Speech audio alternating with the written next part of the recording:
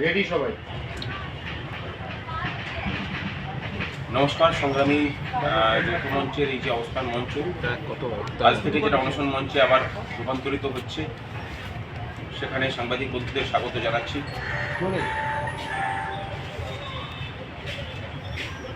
অনেকে জিজ্ঞাসা করছেন যে আবার কেন লাগাতার অনশনের দিকে আমরা গেলাম। আসলে সরকার যে অবস্থায় নিয়ে গিয়ে আমাদেরকে দাঁড় করিয়েছে, সেখান থেকে আমাদের আর কোনো উপায়ান্তর নেই।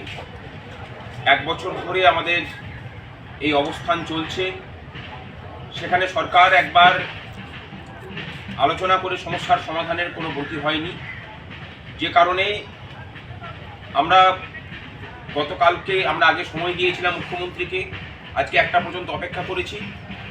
আমরা সেই কারণের জন্যই লাগাতার অনশনের সিদ্ধান্ত নিয়েছি এবং তার সাথে আগামী 29 তারিখ থেকে সরকারি ক্ষেত্রে লাগাতার ধর্মঘটের ডাকও আমরা দিয়েছি সংগ্রামী যৌথ মঞ্চের পক্ষ থেকে।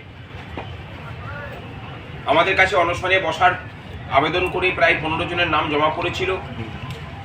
সেখান থেকে আপাতত 4 জন বসছেন, পরে পরিস্থিতি বিচার করে আবার সেটা বাড়ানো হবে।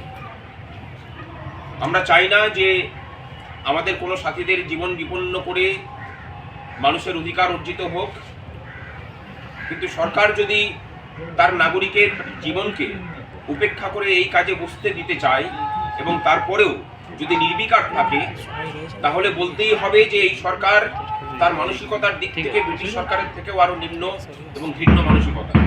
আমরা তাকে তীব্রভাবে ধিক্কার জানাচ্ছি এবং এই যে অনশন চলবে, এই অনশন লাগাতার অনশন হবে এবং সংখ্যা কমার থেকে সংখ্যা বাড়তে আমি বিশেষ কিছু বলছি না, কারণ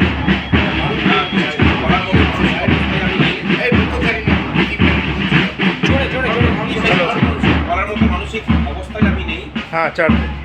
আমি আমাদের যারা অনশনকারী আছেন সেই 4 জনের নাম ঘোষণা করছি। তার থেকে বসে আছেন ভট্টাচার্য, একজন অবসরপ্রাপ্ত সরকারি আধিকারিক। তারপরে বসে আছেন সৈকত চ্যাটার্জি,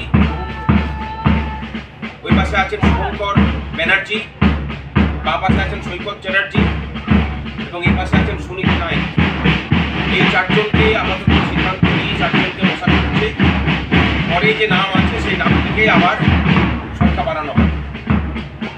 আমি যারা অনশনকারী আছেন তাদেরকে কিছু বলার জন্য অনুরোধ করছি।